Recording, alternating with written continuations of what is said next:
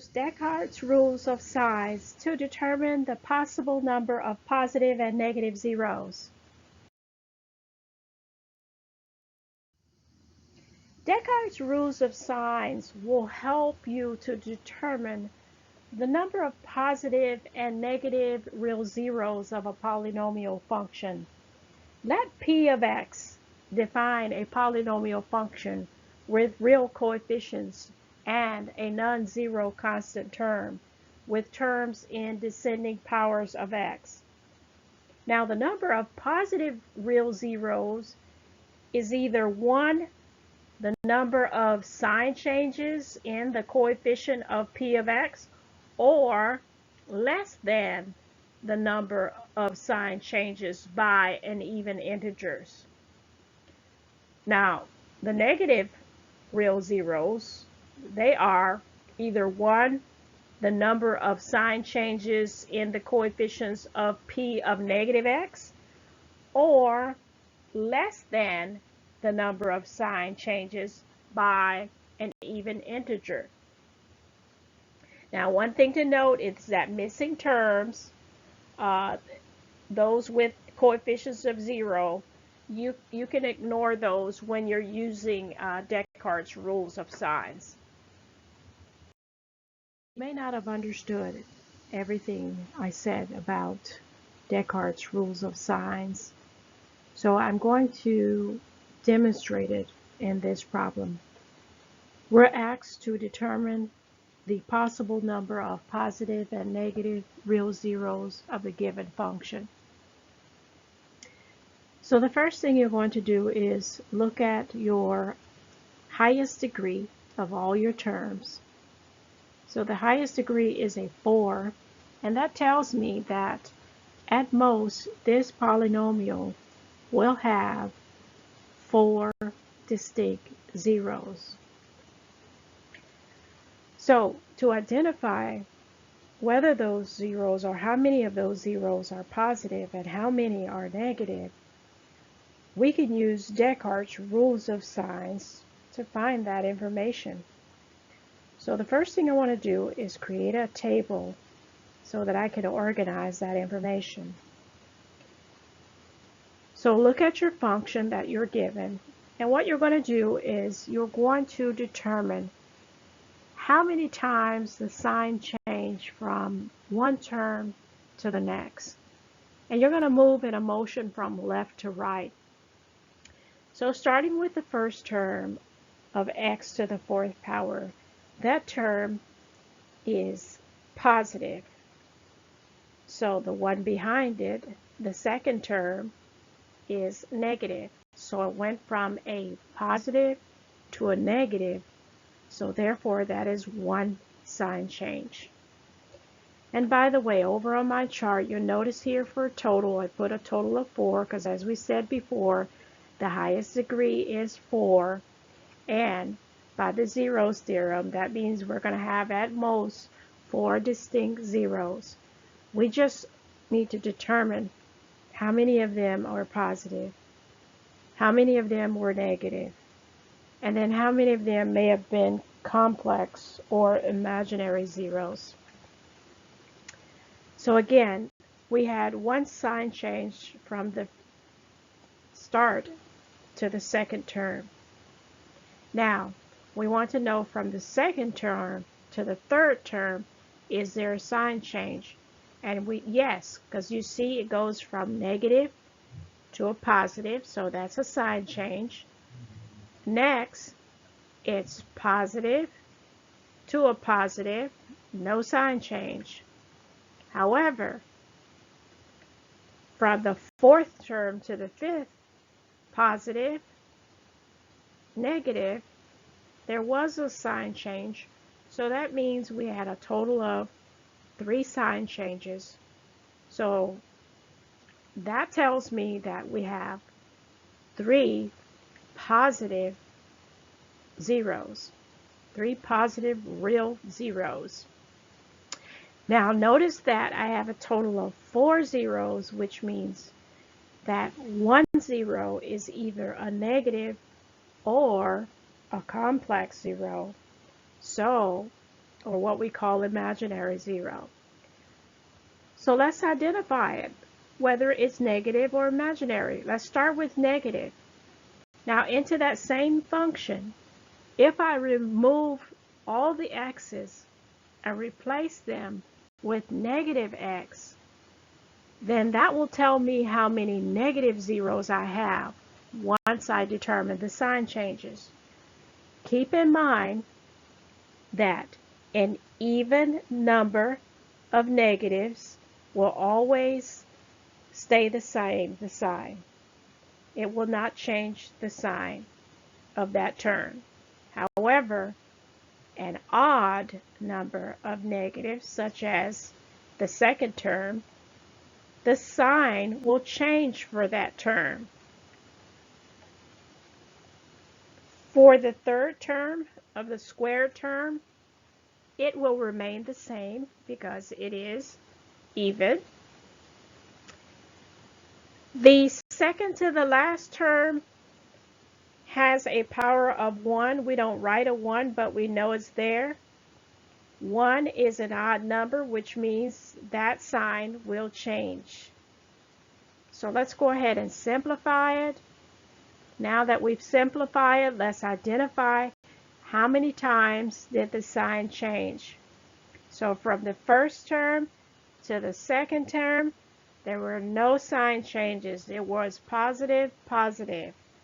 From the second to the third, still no sign changes. Positive, positive. Now from the third term to the fourth term, it went positive, negative. So that's one sign change. Now let's see if there were any changes from the fourth to the fifth. Now for the fourth term to the fifth term, it was negative, negative, which means there was no sign changes. So we had one sign change. Now again, if you remove all the x's and replace them with negative x and determine the number of sign changes, that will tell you how many negative zeros you have. So that means we have one negative zero. We have our 4 zeros because 3 plus 1 is 4, which means we do not have any imaginary zeros. So we put a 0 there. So we have filled out the first line. That first line is one possible number of positives and negative zeros. Now there is another option as well. So as I read in Descartes' rule of signs, there was always an or there. So the or is that the number of positive and negative zeros is 2,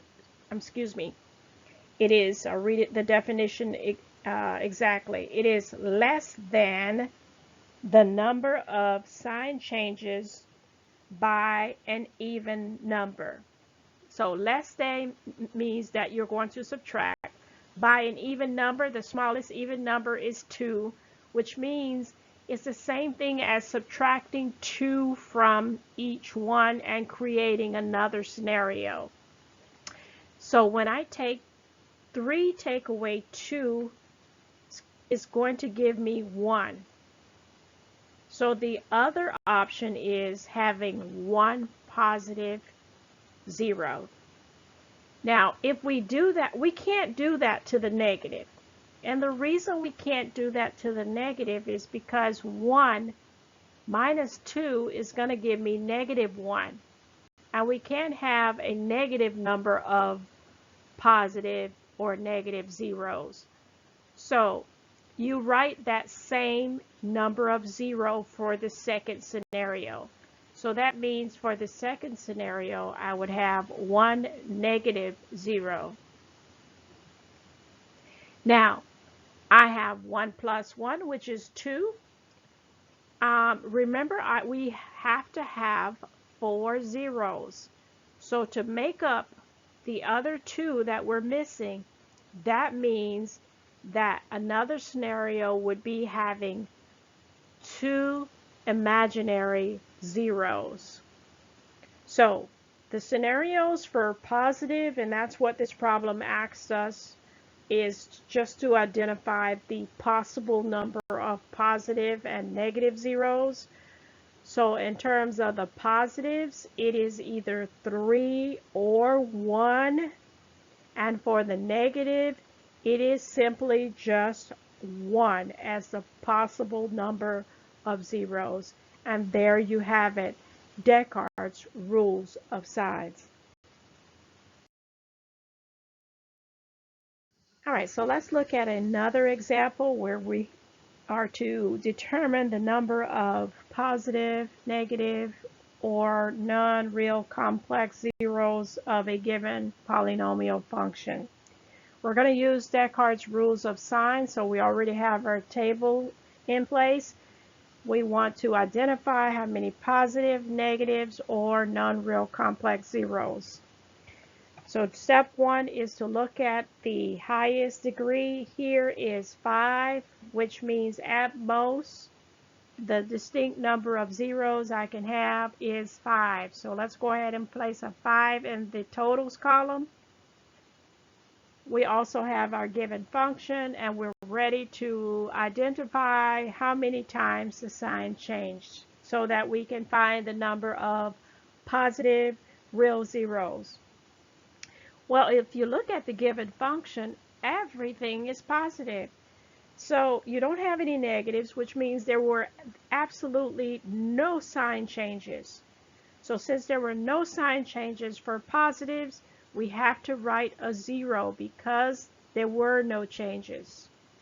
Now, let's go to negative and see if there were any negative sign changes. So to do that, recall you have to remove all the x's and replace them with negative x. Also keep in mind, if you have negative x raised to an odd power, it will change that term's sign.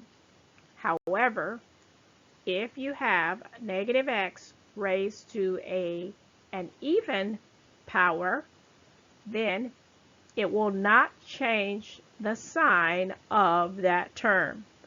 So I'm going to go ahead and simplify this. So now that we've simplified it, next we want to determine how many times the sign changed.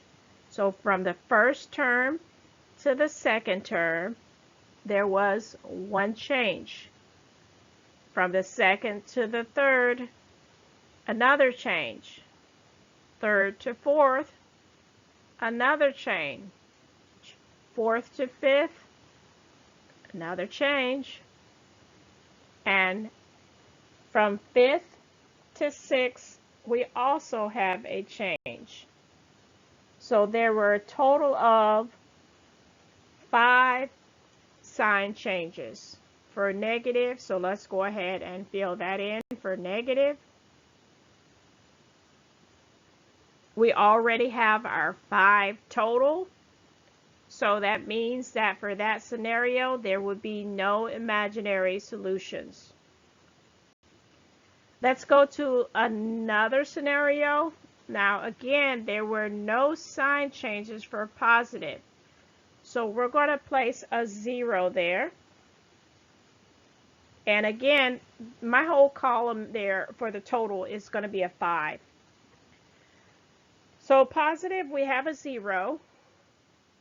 Negative, we have 5. So we're not plugging in anymore. We're using the values we have to determine other possible scenarios of the positive, negative, and non-complex numbers. So if we have a 5 here for negative, we can subtract 2 from that number and we'll be okay. We won't have a negative. As long as we don't have a negative, we're good. So 5 take away 2 is 3. So that means I can have 3 negatives. And what is my total? Yes, my total is 5. I have 3. What do I need to get 5? Yes, I need 2 more zeros. And where's those 2 zeros? they're going to be at the non-real complex zeros solution. So that is where we put the 2. Again, we can't place it where the 0 on positive because we established at the very beginning that this function did not have any positive real zeros. All right, so let's create one more scenario. And again, positive, that's going to be a 0. And the total is still going to be 5. So now we have, in the negative column, we have 3. Can we take 2 away from there without having a negative number? Yes, we can, because 3 take away 2 is 1. So that means we're going to have 1 negative. All right, so my total is 5. I have 1 0. So then how many zeros the imaginary complex solution have to be in order for it to total to 5? Yes, I'm missing 4. So that means I would have 4 of the non-real complex solutions. And there you have it. We filled out our chart in terms of the number of positive zeros. It is 0. The number of negative zeros is 5, 3, or 1. The number of non-complex zeros is 0, 2, or 4. And there you have it. Descartes' rules of signs to determine the number of positive, negative, and non-real complex zeros.